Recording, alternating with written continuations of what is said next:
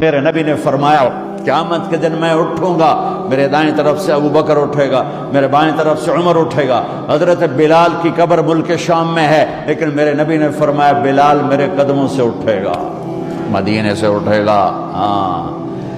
ہائے ہائے، اب نے کہا لوگ پیدل چلیں گے، میں براق پہ چلوں گا، بلال میرے آگے سرخ اونٹنی پہ سوار چلے گا۔ جب میدان معاشر میں پہنچیں گے تو بلال اونٹنی پہ کھڑے ہو کے کانوں میں انگلیاں دے کے اذان دے گا۔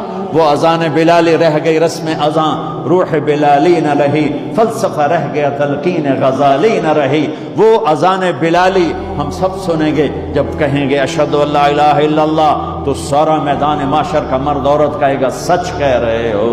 جب کہیں گے اشہد ان محمد رسول اللہ، سارا میدان معاشر کا مجمع کہے گا سچ کہہ رہے ہو۔ اس دن بلال کی اذان سننا، وہ غلام ہو کر محبوب ہوئے، حبیب ہوئے، پیارے ہوئے۔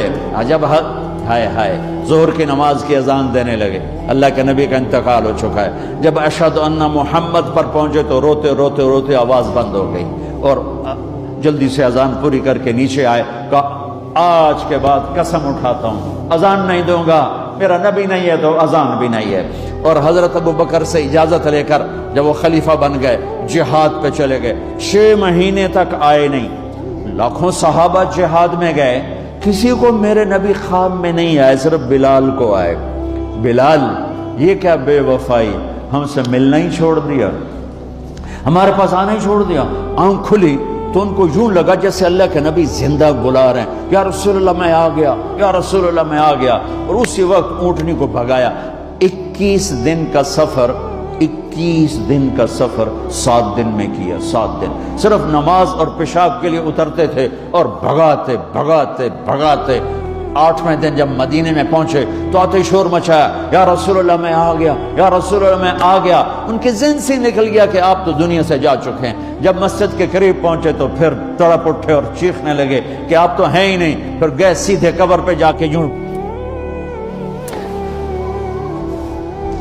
قبر کو لپٹ گئے، یا رسول اللہ میں تو آ گیا ہوں، آپ کہاں ہیں؟ یا رسول اللہ میں تو آ گیا ہوں، آپ کہاں ہیں؟ یا رسول اللہ میں تو آ گیا ہوں، آپ کہاں ہیں؟ بے قراری میں روئے جا رہے، میں تو آ گیا ہوں، آپ کہاں ہیں؟ میں تو آ گیا ہوں، آپ کہاں ہیں؟ نماز کا وقت داخل ہو گیا۔ کون سی نماز تھی اللہ ہی جانتا ہے، اور سب کو پتا تھا بلال نے قسم کھائی ہے کہ اذان نہیں دیں گے، لہذا کسی کو جرت نہیں ہو رہی کہ بلال سے کہیں آج اذان بلالی سنا دے۔ تو چند صحابہ کو خیال آیا کہ نبی کے نواسوں کو سفارشی بناتے ہیں، حسنین۔ آپ نے فرمایا میری آنکھوں کی ٹھنڈک حسن اور حسین، میرے جنت کے پھول حسن اور حسین۔ آپ ان دونوں کو اٹھاتے اور دونوں کو سینے سے لگاتے اور کہتے ہیں اللہ میں ان سے پیار کرتا ہوں، تو بھی ان سے پیار فرما، اور جو ان سے پیار کرے ان سے بھی پیار فرما، اور جو ان سے بغض رکھیں ان سے بغض رکھ، جو ان سے نفرت کریں ان سے نفرت کر، جو ان سے پیار کریں ان سے پیار کر۔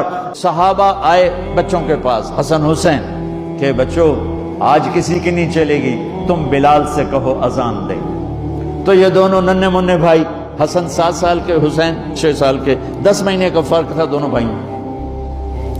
چچا ایک درخواست، کہ میرے ماں باپ آپ پہ قربان، آپ درخواست کیوں کہہ رہے ہیں؟ آپ امر کریں، آپ حکم کریں۔ کہنے لگے جیسے آپ ہمارے نانا کے لیے اذان دیتے تھے آج ہمارے لیے دے دو۔ تو ایک دم وہ رونے لگے بلال، کہا ہائے میرے بچوں، میں نے قسم اٹھائی تھی کہ میں اللہ کے نبی کے بعد کبھی اذان نہیں دوں گا، لیکن تم پہ تو ہزاروں قسمیں قربان ہیں، میں اپنی قسم توڑتا ہوں اور اذان دیتا ہوں۔ جب وہ چڑھنے لگے اس بی بی کے گھر، قریب ایک انصاری عورت کا گھر تھا جس کی چھت پہ چڑھ کے اذان دیا کرتے تھے، تو سانس رک گئے سب کے، آنکھیں پھٹ گئیں، اور وہ یوں منظر دیکھ رہے کہ آج بلال تو ہے، محمد مصطفیٰ نہیں ہے۔ آج اذان بلالی تو ہوگی لیکن محمد مصطفیٰ کی جھلک نہ ہوگی۔ جب ان کانوں میں انگلیاں، جب انہوں نے اللہ اکبر کہا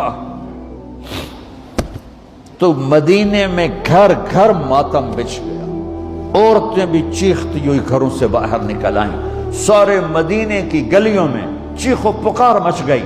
اور یوں سب کو لگا جیسے محمد مصطفیٰ زندہ ہیں اور ان کا زمانہ ہے، لیکن آپ تو جا چکے تھے۔ یہ بلال کو جو رتبہ میرے رب نے دیا، یہ غلامی مصطفیٰ کی وجہ سے دیا ہے۔ آپ سب میرے بھائی بہن بیٹھے ہو، میرے بچے بچیاں بیٹھے ہو، اپنی زندگی کی قیمت لگاؤ، اور یہ قیمت پیسے سے نہیں ہے، پاؤنڈ سے نہیں ہے، ڈالر سے نہیں ہے، ڈگریوں سے نہیں ہے، یہ غلامی مصطفیٰ سے ہے، یہ محمد مصطفیٰ سے ہے۔